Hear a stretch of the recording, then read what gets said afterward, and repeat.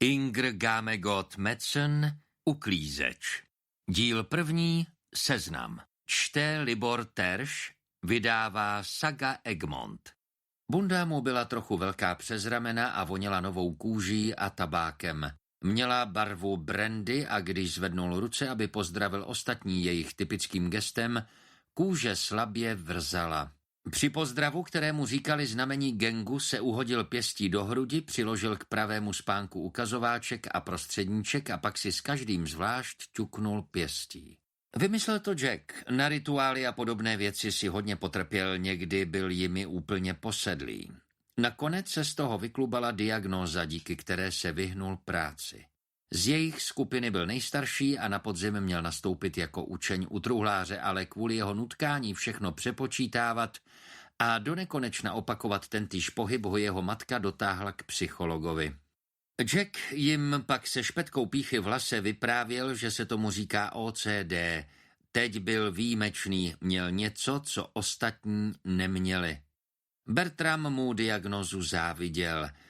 Hledal práci od chvíle, kdy ukončil 9. třídu. Už dávno předtím věděl, že na střední školu nepůjde, ale volných míst bylo pomálu.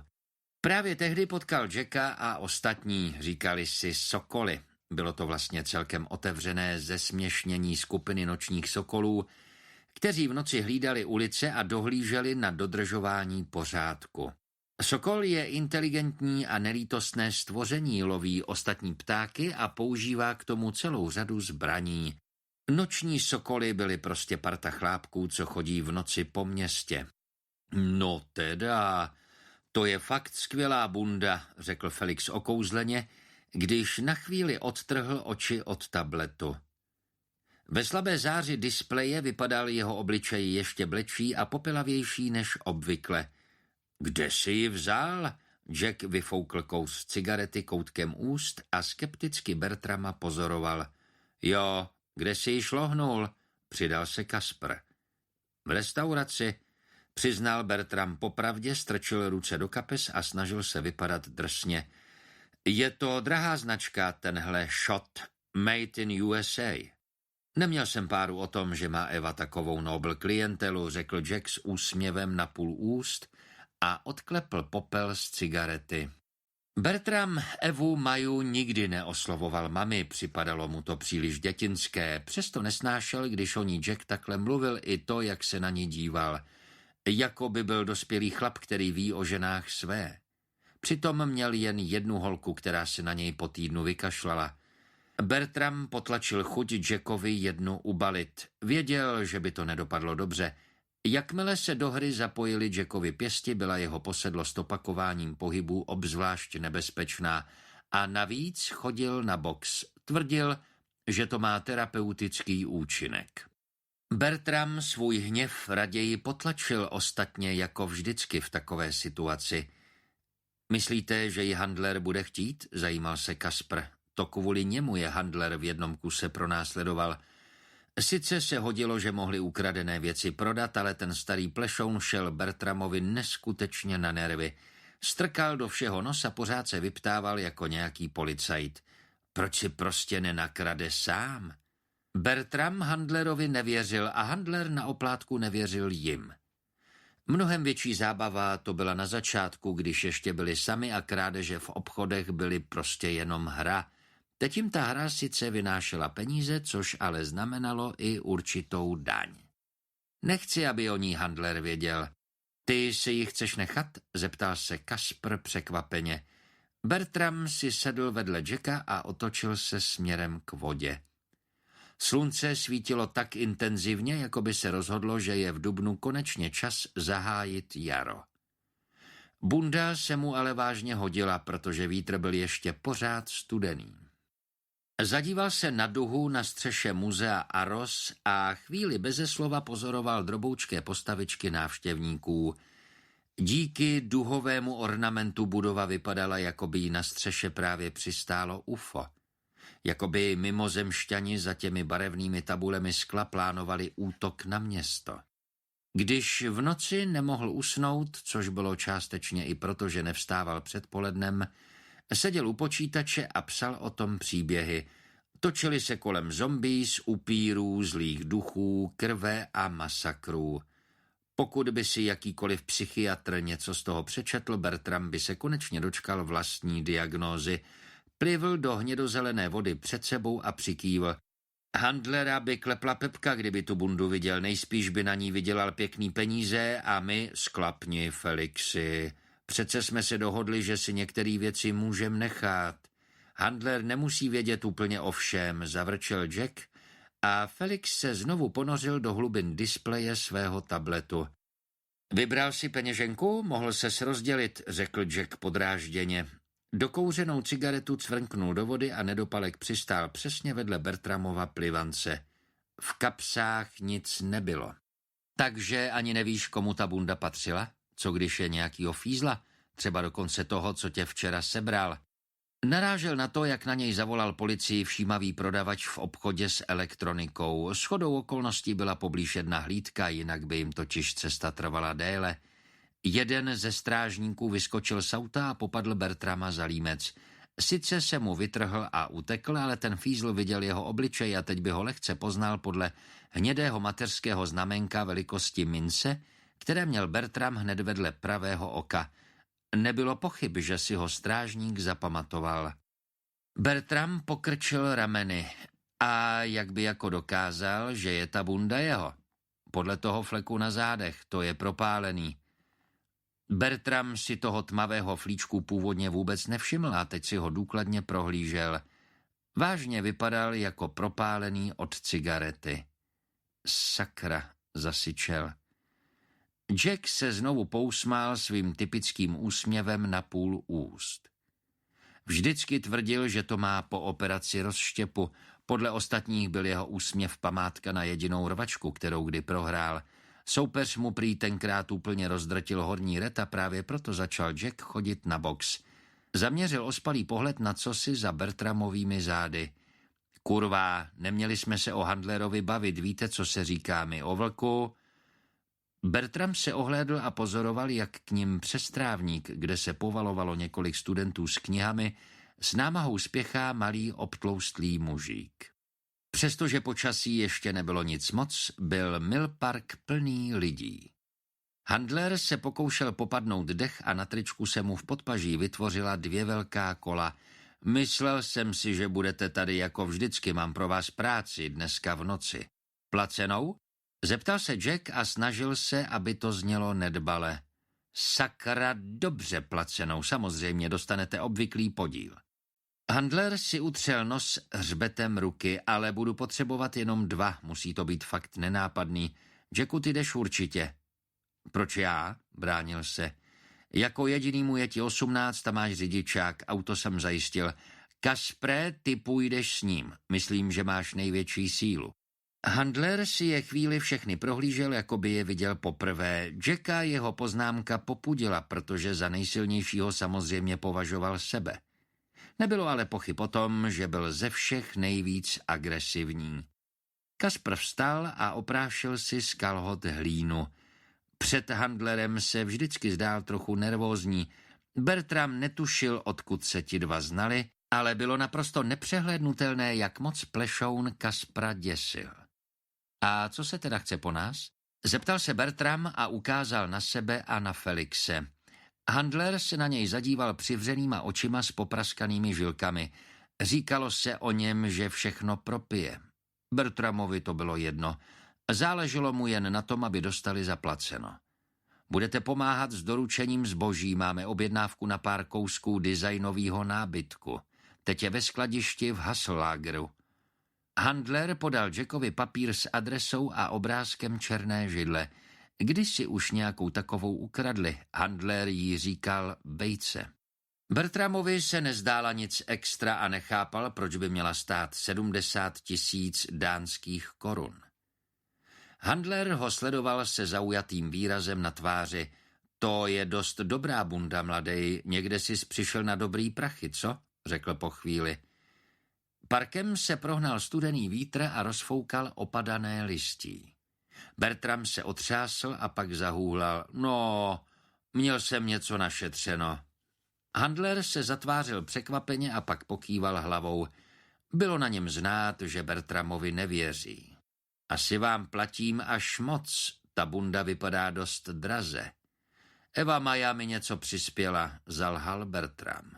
Eva Maja, tvoje máma? Kde by přišla k penězům, vždyť dělá servírku v laciném pajzlu. Není to pajzl, je to luxusní restaurace. Prý luxusní, handler chrochtal smíchem. Na tom pajzlu ani na tvojí mámě nic luxusního rozhodně není. Vyklepl z krabičky cigaretu a pokusil se ji zapálit, ale vítr byl příliš silný a plamínek zapalovače neustále zhasínal. Kaspr okamžitě vystřelil, aby mu pomohl. Handler z Bertrama pořád ještě nespustil oči. Vyfukoval kous nosem a připomínal rozzuřeného draka. Mimochodem pozdravuje tě tvůj fotr, prý se mu stýská. Bertram se nevzmohl ani na slovo. Párkrát naprázdno polkl a cítil, jak se mu zrychluje tep. Zklamal si mě, mladej, když jsem seděl já, bez návštěv manželky a děcek bych to tam nevydržel. Tvoje máma za ním prý taky nechodí. Bertram na něj beze slova zíral, takže to handler vzdal. Otočil se k odchodu a Jack s Kasprem šli s ním, protože jim měl vysvětlit, jak se dostanou do skladiště s nábytkem. Bertram už to znal. Felix, který celou dobu nespustil oči z tabletu a byl úplně ztracený ve svém vlastním světě, najednou vyskočil a rozesmál se na celé kolo. Paráda, konečně se mi to povedlo. V kyberprostoru se před panem Felixem nikdo neschová. Co se ti povedlo? Zeptal se Bertram. Felix nikdy nedával své emoce příliš najevo, o to víc byl jeho výbuch legrační. Ukázal Bertramovi displej, ale ten pořád nechápal, co je na všech těch číslech a kódech tak zvláštního. Co to má jako být? Felix mu podrážděně vytrhl tablet z ruky. Chvíli něco psal a pak znovu otočil displej Bertramovým směrem. Teďka už to chápeš? No, webovky nějaké střední školy, co s tím? To by to pořád nedocvaklo? Právě jsem se naboural do systému střední školy, kam chodí můj brácha a změnil jsem jeho absence na 0%. Felix se znovu rozesmál a Bertram zavrtěl hlavou. Na to se přece brzo přijde, ne? Mimochodem je ti jasný, že bys za tohle mohl jít sedět? Nikdo na to nepřijde, zařídil jsem to a hlavně nedělám to pro zábavu. Myslím to vážně, Felixi. Policie si s něčím takovým poradí hodně rychle. Jestli na tebe přijdou, tak co? Za mnou bys do vězení taky nepřišel? A to jsem ani nikoho nezabil jako tvůj fotřík, vyhrkl Felix a okamžitě toho litoval. Hele, sorry, je mi jasný, proč za ním ty ani tvoje máma nechcete chodit, když mohl bys už konečně přestat žvanit o mým otci. Zasyčel Bertram přes sevřené zuby. A o Evě Maje taky. Promiň. Felix chvíli mlčky pozoroval tekoucí vodu. Byl rudý až po jindy bledé čelo a vlasy, které mu jindy visely na ramena, měl dnes svázané do malého drdůlku na temeni. Bertram si ho úkosem prohlížel. Vypadal jako holka a vždycky byl podivín. Ti dva byli sice každý úplně jiný, ale právě on se s Felixem seznámil ze všech nejdřív krátce potom, co se s Evou Majou nastěhovali do jejich věžáku. Navíc spolu chodili do třídy a vlastně spolu vyrůstali, trávili celé dny na dvorku s veřejným grillem, kde byl častěji než grilování cítit hašiš. Chlapi často přebrali a začali se rvát kvůli maličkosti. Bylo naprosto běžné vidět tu policejní auta, když měli ostatní obyvatelé dost hlasitého řevu. Život byl lepší tenkrát, když ještě s Evou Majou nebyli sami. Felixi, jen ti říkám, aby si zdával pozor a neříkej před handlerem, co umíš, určitě by se tě snažil nějak využít a pak už by to nebyla jenom hra. No, ještě nevím, jestli to umím, pořád ještě se to učím, zamumlal Felix. Na hladině jezírka přistála kachna a ponořila se pod vodu. Bertram si sundal bundu, protože ho slunce najednou pálilo do zad. Pár minut seděli beze slova a Felix hodil víčkem od lahve s pivem po další kachně, která po něm okamžitě chňapla. Oba se zasmáli. Určitě v těch kapsách nic nebylo, zeptal se Felix a po očku mrkl na bundu. Jestli tam byl telefon, můžou tě najít podle GPS. Prohledal si pořádně všechny kapsy? Na takových bundách je jich většinou víc, než se na první pohled zdá. Bertram přikývl, přesto začal bundu znovu prohledávat. Při odchodu z restaurace měl dost naspěch a podíval se jen do venkovních kapes. Bundy zavěšené na opěradle židle si všiml, když se stavil za Evou Majou pro peníze na večeři. Řekla mu, že se musí trochu snažit, jestli s ní chce pořád bydlet. U stolu nikdo neseděl a podle spousty prázdných talířů a sklenic se zdálo, že hosté odešli dost narychlo. Eva Maja si zrovna zapisovala novou objednávku a Bertram nedokázal odolat. Pokušení bylo příliš velké. Popadl bundu a vytratil se dřív, než si ho někdo mohl všimnout. Najednou pod prsty ucítil vybouleninu. V podšívce byla malá skrytá kapsa na zip. Otevřel ji a vytáhl na světlo její obsah. Klíč? Vydechl překvapeně a podíval se na Felixe.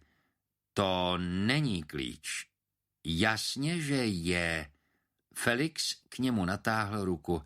Má to tvar klíče, ale ve skutečnosti je to USB. Felix ho zasunul do svého tabletu a na obrazovce se okamžitě objevil odkaz. Nějaká webová stránka, zašeptal Felix zaujatě. Klikl na něj a na displeji se ukázala 2 prázdná políčka na černém pozadí. Sakra, chce to po nás uživatelské jméno a heslo, zavrčel podrážděně. Netuším, co by to mohlo být. Ani já. A celý to vypadá podezřele jako tajná síť nebo něco. Dostaneš se tam? Možná jo, ale bude to chvíli trvat. A chceš to vůbec? Třeba je to porno. Právě. Zasmál se Bertram. To stvoření bylo velké asi jako kočka a vypadalo jako hybrid člověka a krysy. Když otevřelo spěněnou tlamu a připravilo se k útoku, odhalilo velké přední řezáky. Mělo slizkou kůži, která se leskla potem. Smazal potem a napsal slizem.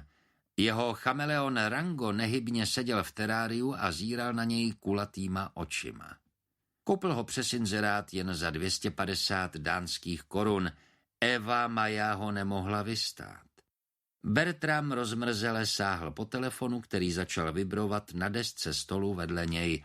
Čekal, že mu handler zavolá kvůli tomu stěhování nábytku. Bylo trochu nezvyklé, že se ještě neozval. Bertram s úlevou zjistil, že mu volá Felix. Dostal jsem se tam, sakra, já jsem prostě dobrý, fakt se mi to povedlo. Bertram zpočátku nechápal, o čem Felix mluvil. Všechny jeho myšlenky se točily kolem skladiště, kde měli Kasper a Jack touhle dobou dokončovat práci. Jedině, že by se něco pokazilo. Pak mu došlo, že se Felixovi podařilo dostat do té tajné sítě. Paráda. A co to teda je, porno?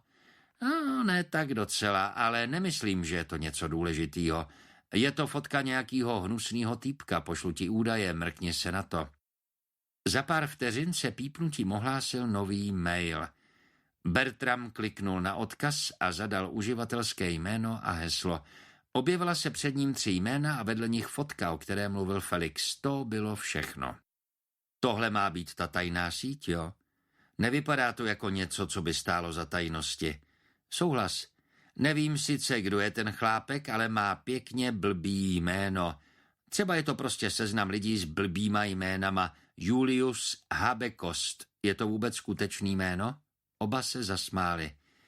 Jenže ne všechny ty jména jsou divný. Vivian Elstedt a Karl Dahlerup jsou celkem běžný a nejsou u nich žádný fotky. Tak to může být seznam hnusných lidí. Ten Habekost vypadá dost strhaně. Nejmenuje se náhodou Julius druh prasete? Smál se Felix. Ne, to je přece Antonius. A jo, pravda. Každopádně, jestli ta bunda patřila tomuhle týpkovi, tak si nemusíš dělat starosti, jestli tě najde. Toho bys dostal jednou rukou. Kasper volal těsně potom, co Bertram domluvil s Felixem. Skoro mu to nevzal, ale pak si řekl, že se mu možná pokoušel dovolat, zatímco mluvil s Felixem. Handler ti vzkazuje, že máš přijít a pomoct mu s těma židlema. Musí být u kupce za hodinu. Nemůžu, Kaspre. Cože? Nestačí, že mu pomáhá jeden člověk? Nemůžeš radši zavolat Felixovi? Zkoušel jsem to, ale byl obsazený. Proč nepřijdeš ty? No, Eva Maja není v práci, je nemocná, takže zůstala doma. Jenže handler se naštve, jestli zjistí, že lžeš a jestli se dozví o té bundě. Dávej si bacha, Bertrame. Handler mě vůbec nezajímá. Co pak nevidíš, že nás jenom využívá? Proč se ho vlastně tak moc bojíš? Já se ho nebojím, vyhrkl Kasper rozzlobeně. Platí nám, ne? Zkrátka si ty peníze musíme zasloužit. Co bys bez nich dělal? Když přestaneš vydělávat, musel bys mámě přiznat, že nemáš práci. Možná bych si mohl něco najít a přestat jí lhát? Tak teda hodně štěstí, řekl Kasper ironicky a zavěsil. Bertram použil Evu Maju jen jako výmluvu. Mrknul na hodiny a přemýšlel, proč ještě není doma. Restaurace zavírala hodinu před půlnocí. Možná ji zdrželi hosté, kterým se nechtělo odejít. Občas se něco takového stalo. Nebo zašla s kolegy po směně na skleničku. Doufal, že ve městě nenarazila na handlera. Bertram se znovu vrátil k počítači. Proč by někdo dělal s něčím takovým tajnosti a proč tam byla jen jedna fotka toho Julia Habekosta? Pak stránku rychle zavřel a předstíral, že je zabraný do počítačové hry, protože zaslechl, že se Eva Maja konečně vrátila. Musela si všimnout, že ještě svítí, jindy se snažila být sticha, aby ho neprobudila. Po chvilce se ozvalo opatrné zaklepání. Dělala to od doby, kdy jednou vrazila k němu do pokoje, zrovna když se díval na porno a masturboval. Tenkrát jí bylo tak trapně, že okamžitě vystřelila ven. Nikdy o tom nemluvili a nikdy se to už neopakovalo.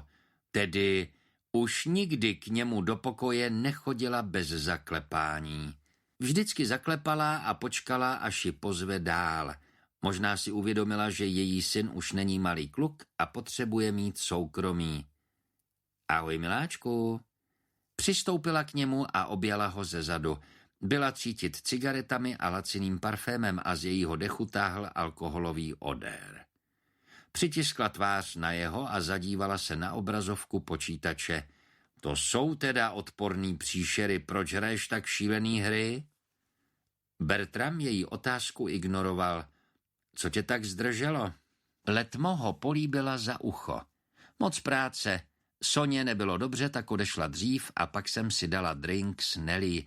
Potřebovali jsme si trochu vydechnout. Dneska jsme byli celý den v jednom kole. Na okamžik ztratila rovnováhu a když si sundávala lodičky na vysokém podpatku, musela se přidržet opěradla jeho židle. S úlevou boty odhodila na podlahu. Proč nosíš tak vysoký jehly? Přece víš, že musíme. Musíme vypadat hezky kvůli zákazníkům. Už se na ně zvykám, ale... Eva Maja stěžka dosedla na Bertramovu postel a začala si masírovat bolavá chodidla. Co jsi dneska dělal, teda kromě zabíjení příšer? Nic. Nic? Ty jsi nebyl v práci? Bertram sotva znatelně přikývl. Příšera na monitoru mu zrovna ukousla hlavu. Byl jsi nakoupit? Jo. Ale k čemu to je, když si stejně přišla domů pozdě a neuvařila? Nezlob se na mě, miláčku.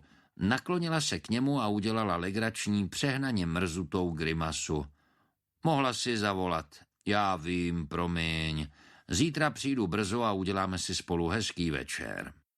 Pokusila se ho políbit a pohladit po tváři, ale Bertram ucukl. Nesnášel, když to přehnala s pitím a chovala se takhle. Dneska mi někdo řekl, že nás pozdravuje táta, řekl, aby ji probral. Fungovalo to. Eva Maja okamžitě vstala a položila si ruku na ústa, jako by se pokoušela potlačit výkřik. Kdo někdo? Kasprův známý. On ho byl navštívit? Není přece ještě... Byla tak vyděšená, že Bertram okamžitě zalitoval, že nedržel pusu. Ne, pořád tam je. To víš, říkala si, že tam bude ještě 6 let. Jo, ale někdy je pustí na podmínku a pak... No, co ještě ten Kasprův kamarád říkal? Jen, že tátovi chybíme. Pobaveně se zasmála a z balíčku na jeho stole vytáhla cigaretu. Sledoval, jak se jí při zapalování třásly ruce. Nejspíš mu chybí někdo, koho může mlátit. Nic jiného v tom není. Štěkla rozzlobeně, odfoukla kous ke stropu a založila si ruce na hrudi, jako by se chtěla před něčím chránit. Bertram pokrčil rameny. Otce si moc nepamatoval. Bylo mu teprve 7, když ho zavřeli.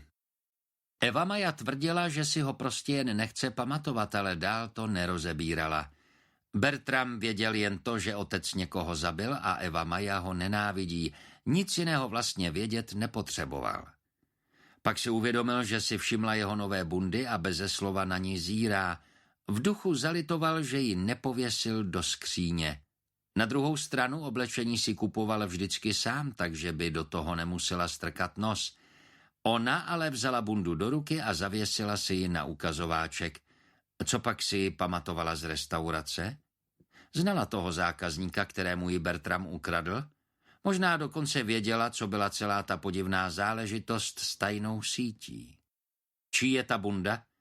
Zeptala se Eva Maja přísně, měla přivřené oči a vypadala skoro nevěřícně. Jednou ho přistihla při krádeži, ale bylo to už dávno. Vzhledem k tomu, že je v mém pokoji, tak je snad jasný, že moje. Nebuď drzej, vypadá, že stála pěkný balík. Kde si na ně vzal?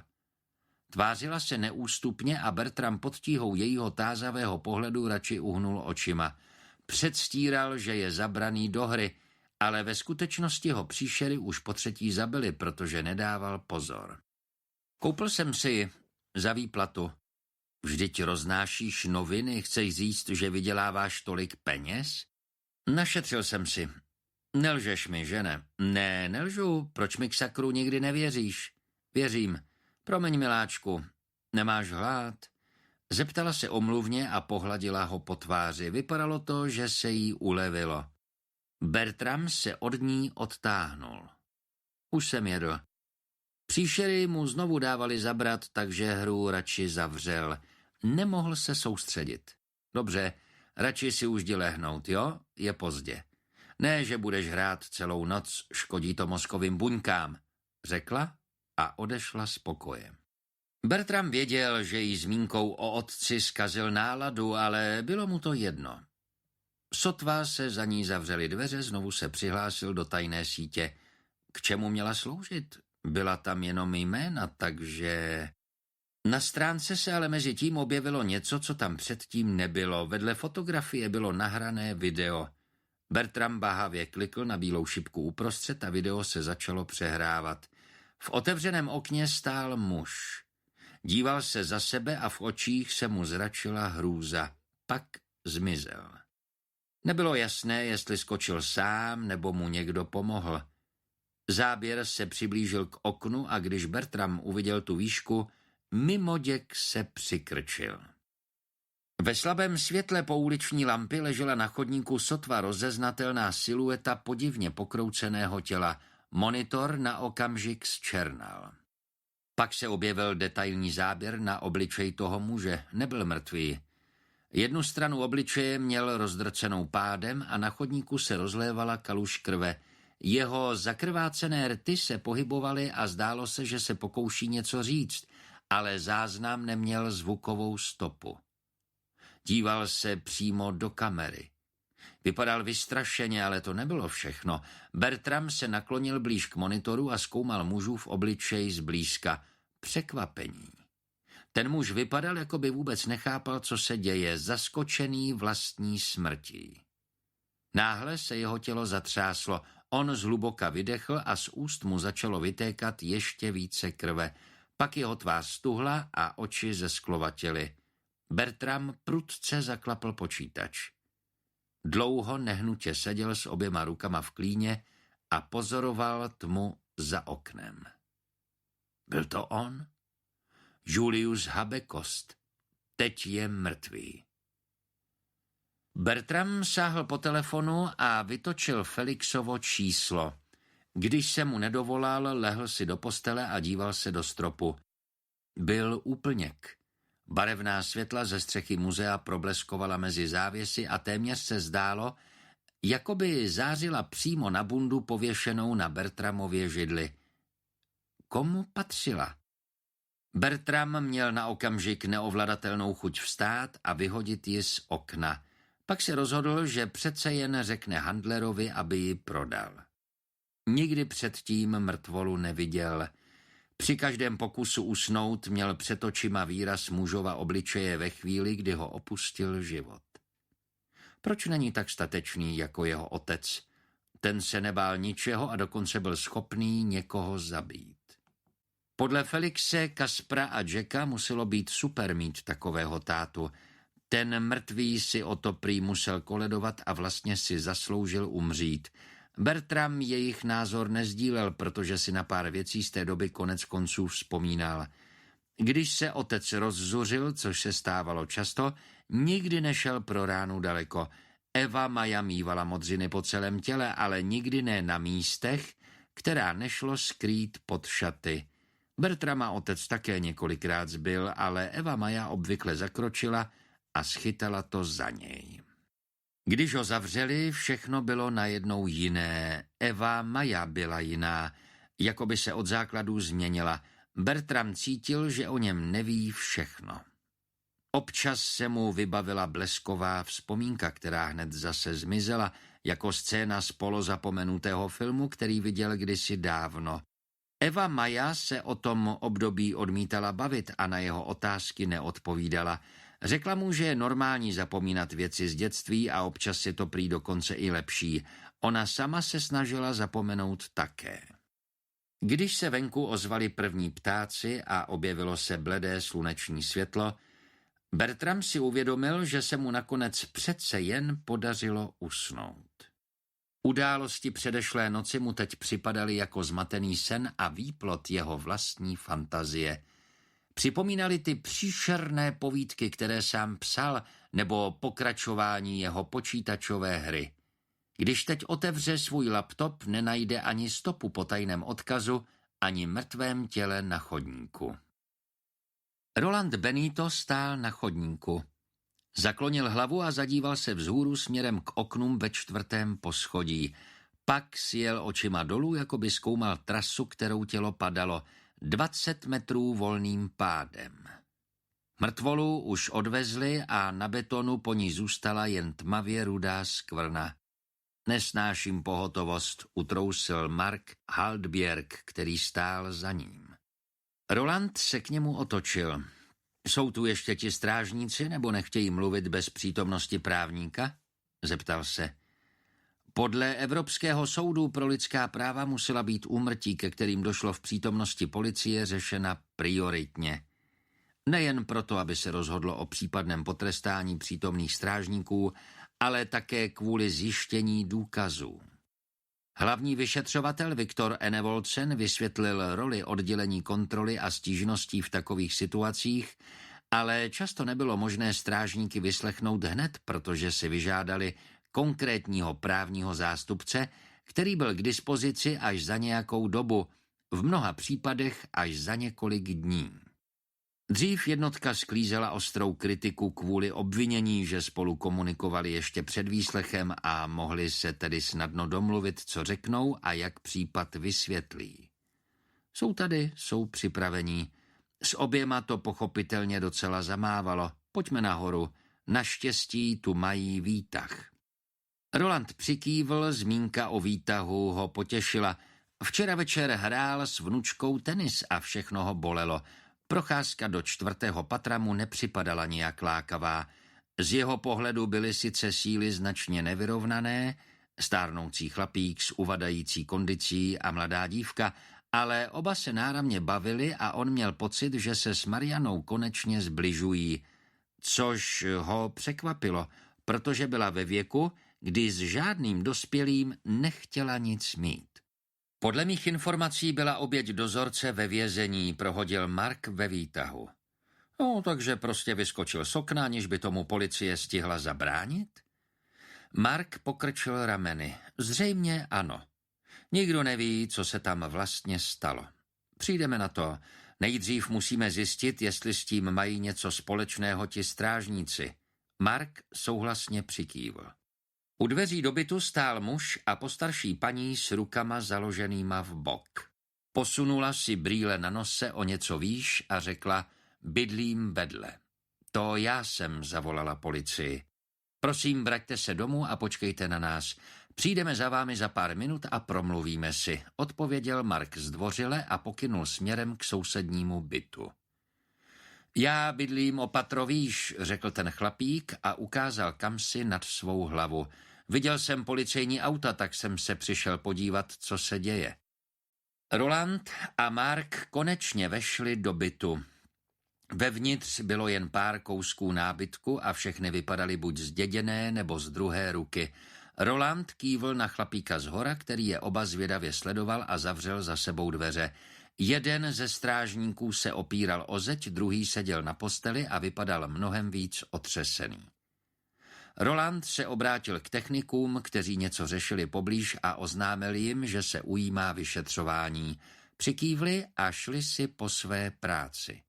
Zavolal jsem je já, řekl strážník u zdi, trochu se napřímil a natáhl k Rolandovi ruku. George Marsh. Druhý strážník se jmenoval Live Scoveby. Roland ho znal z dob, kdy působil v East Jutland. Zatřásl hlavou, jako by se chtěl zbavit nepříjemných myšlenek. Nic jsme neudělali, když jsme přišli, byl už dole, zamumlal. George Marsh jeho slova potvrdil přikývnutím. Mark se na Rolanda významně podíval. Strážníci se evidentně dohodli na tom, co budou říkat a že se budou navzájem krýt pro případ, že se dopustili nějakého přestupku. Zřejmě nepostupovali tak docela v souladu s předpisy, jinak by ostatně nezemřel člověk. Řekněte mi, co se stalo od začátku, požádal je Roland povzbudivým tónem. No, někdo volal a stěžoval si na hluk. Byli jsme zrovna poblíž, takže jsme sem přijeli skoro okamžitě, ale když jsme dorazili, ten chlap už...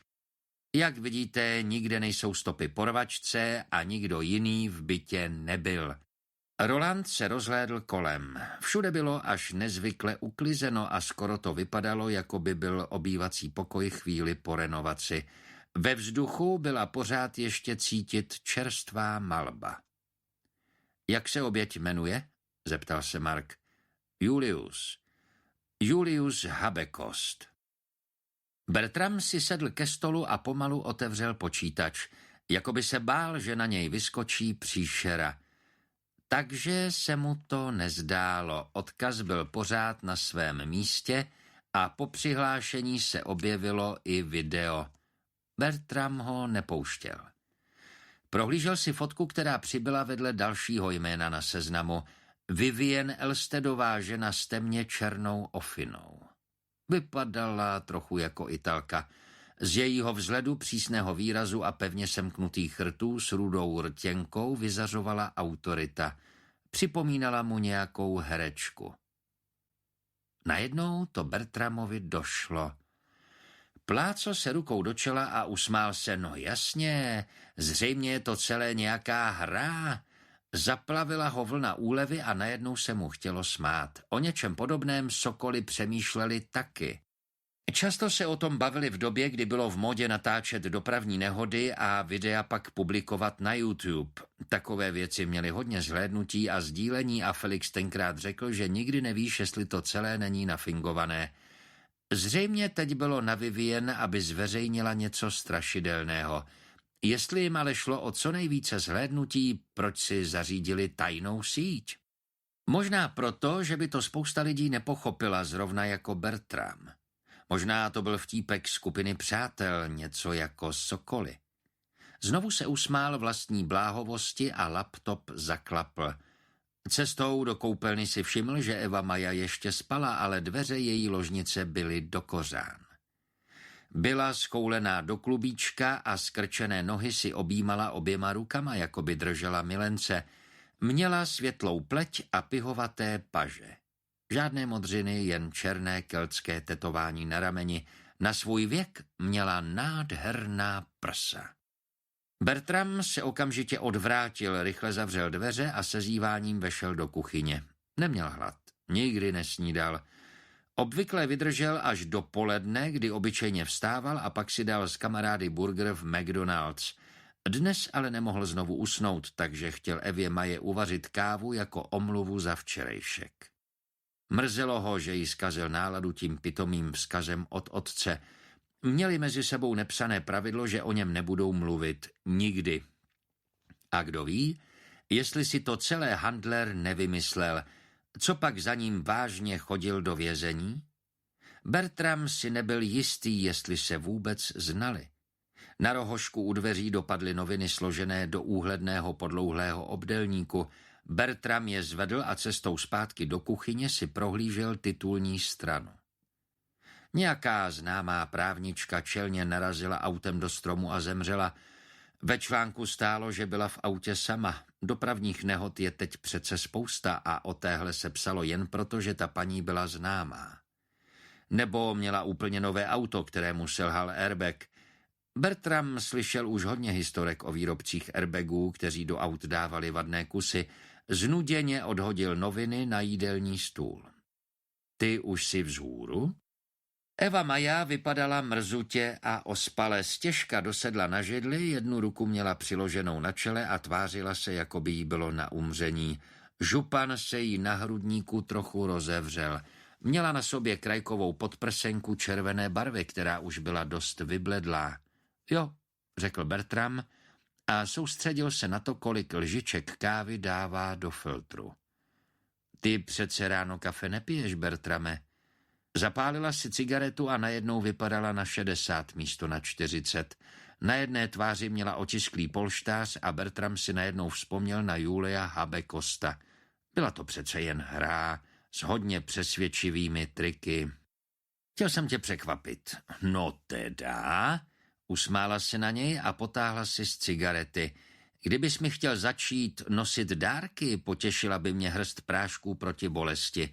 Jsou v koupelně pod umyvadlem. Bertram zapnul kávovar a odešel do koupelny. Prášky proti bolesti hlavy byly hned vedle antidepresiv a léků na potlačení úzkosti. Naštěstí si nevzpomínal, kdy je naposledy potřebovala. Určitě ne od doby, kdy otec... Ne, na to teď nechce myslet. Handler mu ho neměl připomínat. Eva Maja zapila tablety douškem vody a prudce přitom zaklonila hlavu. Nakrčila čelo, jako by ten drobný pohyb její bolesti ještě zhoršil. Kafe teda nechceš? Možná za chvíli, až mě přestane bolet hlava. Neměla bys tolik pít. Že to říkáš zrovna ty? Pusť televizi, prosím tě. Bertram sáhl po ovladači a stiskl tlačítko.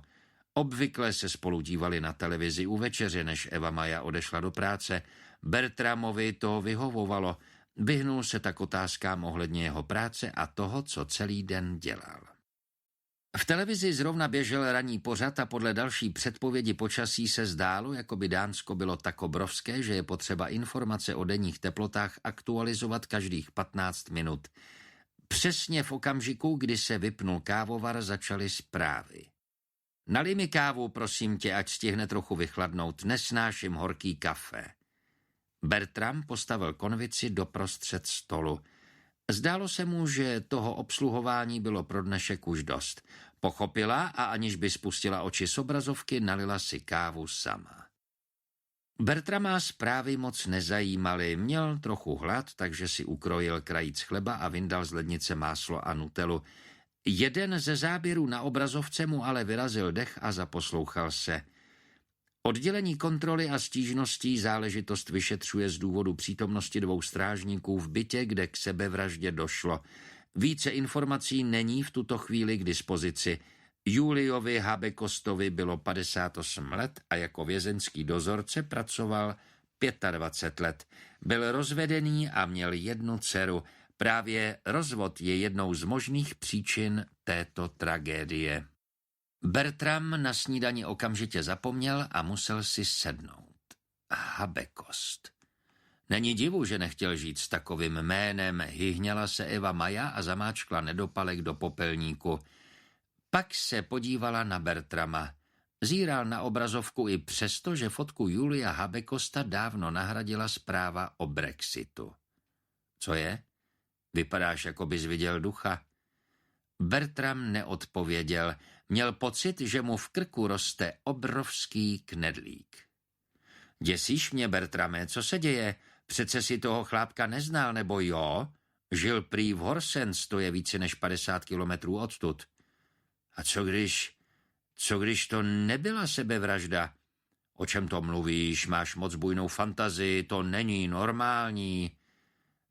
To není fantazie, já mám... Zakoktal Bertram a pak se zarazil.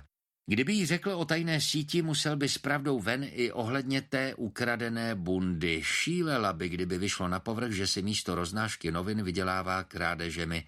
A navíc tu bundu vzal v restauraci, kde Eva Maja pracuje. Říkal jsem ti,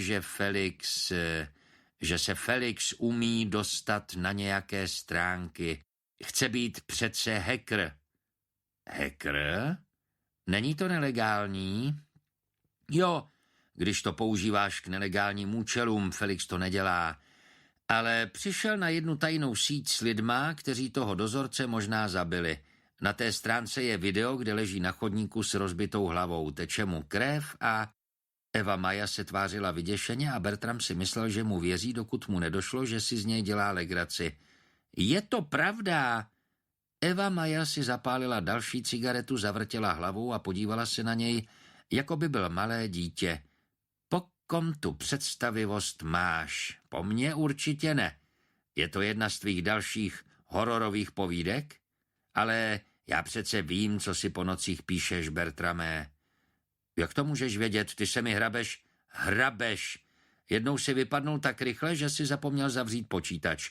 Kousek jsem si přečetla, Ježíši, bylo to příšerný. Nechápu, jak mohlo něco takového vzniknout v té tvojí restomilé hlavičce. Naklonila se k němu a ťukla ho prstem doprostřed čela. Bertram se vztekle zvedl ze židle. V mým pokoji nemáš co dělat a pěkně mě štve, že mi nikdy nevěříš, zakřičel. Uklidni se, Bertrame, jestli je to všechno pravda, proč s tím nejdeš na policii? Jestli tam nechceš jít sám, půjdu s tebou, řekla s odzbrojujícím úsměvem. Bertram se nadechl k odpovědi, ale zároveň si uvědomil, že jí toho nesmí říkat moc a rozhodně nechtěl jít na policii. Jeho i zbytek party už hledali v souvislosti s tou včerejší krádeží. Otočil se k ní zády a odešel do svého pokoje. Práskl za sebou dveřmi a pokusil se dovolat Felixovi. Bez úspěchu.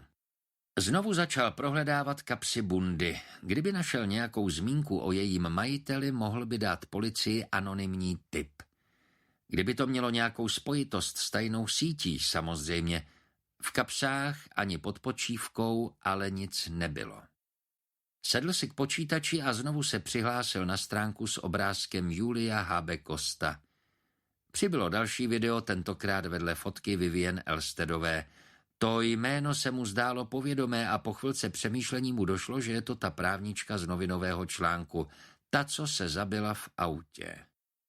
Roztřeseným prstem klikl na tlačítko přehrávání. Objevil se záběr na obličej Vivien Elstedové. Airbag na straně řidiče schlíple visel jako použitý kondom. Nebyl v něm už ale žádný vzduch, takže zřejmě fungoval, jak měl. Vivien Elstedová se s šokem ve tváři dívala ven z okna. Bertram někde četl, že když se airbag aktivuje, ozve se hlasitý zvuk podobný explozi a bílý prášek způsobí pasažérům dočasné problémy se sluchem a zrakem. Při pohledu na ní mu bylo jasné, že přesně to se stalo. Zmateně mrkala a mhouřila oči. Pak nějaká ruka v kožené rukavici otevřela dveře. Bertram sledoval, jak Vivien chytili za vlasy a zaklonili jí hlavu. Ten člověk držel v druhé ruce láhev s nějakou čirou tekutinou. Pak ji začal lít do jejich úst a promáčel jí přitom blůzu. Byla to láhev džinu? Ona neměla sílu se bránit. Potom jí ruka v rukavici několikrát tvrdě narazila hlavu na volant. Vyfouknutý airbag se zabarvil krví. Následoval záběr na zakrvácený obličej na volantu. Bertram polkl na prázdno. Podíval se na další jméno na seznamu. Karl Dahlerup. Došlo mu, k čemu ten seznam slouží. Byla to jména lidí, kteří mají zemřít, a on teď ví, kdo je další na řadě.